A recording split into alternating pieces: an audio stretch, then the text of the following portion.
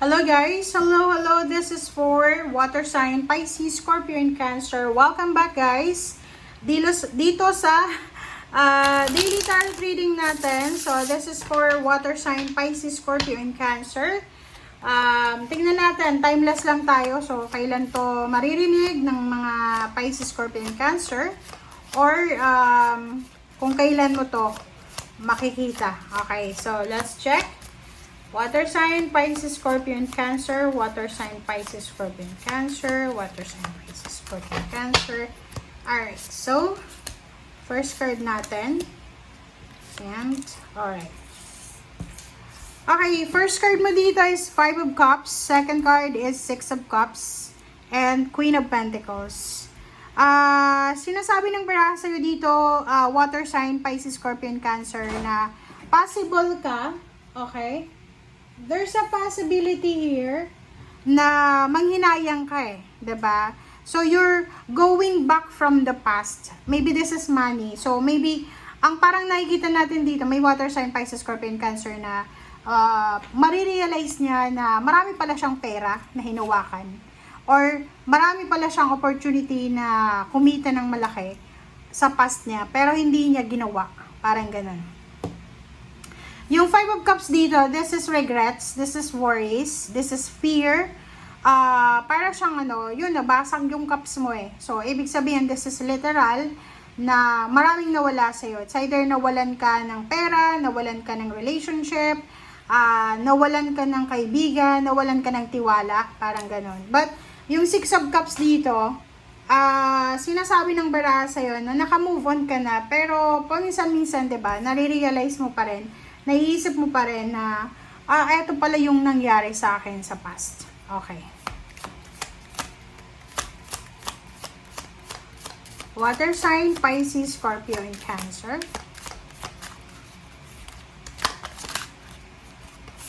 Okay, 3 of Cups. Sinasabi ng baraha sa'yo dito na you need to prepare yourself. There's a celebration coming, water sign. Sinasabi ng barahan na pwedeng may birthday celebration ng family, Christmas vacation, Christmas, New Year, or maybe next year of 2026. So, aarangkada yung aarangkada yung emotion mo eh.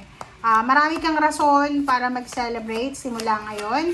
And yung 3 of Cups, this is a collaboration. This is happiness because of success, or because of love, or because of cooperation or collaboration. Ano pa ba?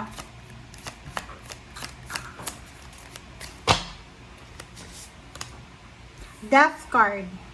So, this is transformation. So, parang sinasabi ng baraha sa'yo dito, water sign, Pisces, Scorpio, and Cancer, na isang magtatapos. So, maybe there's ang nakikita natin dito, pwedeng tapos na yung, parang retirement. So, if may retirement sa inyo, may magre-retire, posible na tapos na kayo sa pagtatrabaho, syempre, so magre-retire ka na. So, possible na mayroong despedida. Ano tawag doon? Hindi despedida party yan eh. Thanksgiving party. And yung Knight of Pentacles dito, sinasabi ng Knight of Pentacles dyan na may mga financial problems yung mga water sign, Pisces, Scorpio, and Cancer na posibleng matapos na. So, it's because of that na endings, posibleng mag-celebrate ka kasi may paparating. Okay? So, pwedeng, salary increase, higher position, natapos na yung mga financial stress mo, yung utang mo, parang ganyan-ganito.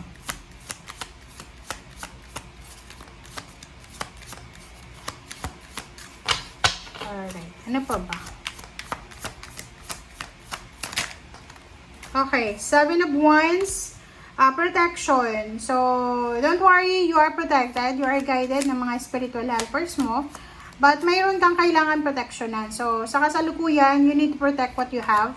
It's either your self, your health, your money, your spiritual, your love life, your family, your career, business, kung ano pa man yan.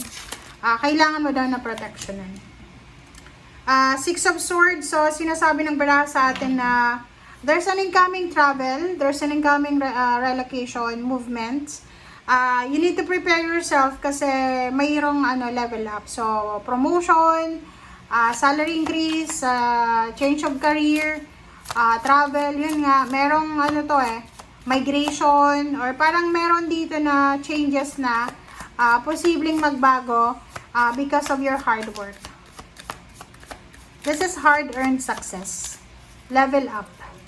Changes, movement, parang ganun. Okay, next is Four of Cups. So, sinasabi ng baraha sa'yo na kung ano man itong hinihintay mo, parating na siya. So, ihanda mo na talaga ang sarili mo. So, maybe you're waiting for a love life or job confirmation. You're waiting for a promotion. You're waiting for a visa, passport. Or maybe this is your awaited moment sa buhay mo. Ano pa ba? Okay, reverse na. Ano ba to? Three of Pentacles. So, partnership, collaboration. Basta iwasan mo lang daw muna sa ngayon yung pagsasabi ng mga plano mo sa sarili mo, lalo na sa financial. Kung may gusto kang buksan na negosyo, wag mo munang ipagkwenta, wag mo munang sarilinin mo muna. Ace of Pentacles, sinasabi ng baraha sa'yo na may mga new job offers, new source of income, new inspiration. Parang nakikita natin dito yung water sign na you're motivated, inspired, determinado ka. Additional income. So, may naiisip ka ngayon naman na pwedeng pagkakitaan additionally ng pera. So, please comment down below if you resonated. Okay, Ace of Cups. So, yung Ace of Cups dito, sinasabi ng baraha sa'yo dyan na dalawa yung possible na darating sa'yo. This is new job, new career, new source of income, mga part-time, mga extra income siya. Maliit lang pero marami siya. So, pwedeng rebranch siya. And at the same time, love life. Pwedeng may new love life. Pwedeng may mga new friendship, maybe may mga acquaintances, may mga tao kang makikilala na, lalo na dito sa occasion na yan. So, kung imbitado ka, kasal, birthday, or kano pa man yan, Christmas party, may makikilala ka dyan na posibleng same sentiments kayo. Yung pareho yung ano nyo, pareho yung pinagdaanan nyo na problema. And makaka-resonate kayo sa bawat isa. Okay, so Knight of Swords, sinasabi ng baraha sa atin dito na dahan-dahan lang tayo, huwag tayong magmamadali. Ano man ang decision natin, make sure, lalo na sa love life, kung may mag-offer sa'yo ng love life, trabaho man yan or negosyo, basta kasi naka-reverse yung Three of Pentacles, so sinasabi na as much as possible, huwag tayong makikipag-collaborate ng hindi natin kilala yung tao or hindi natin pinag-aralan. So, yung Knight of Swords is slowly but surely. So, you need to be careful. Think before you click. Think before you choose. Think before you act. And think before you decide. Okay? Thank you guys. Bye!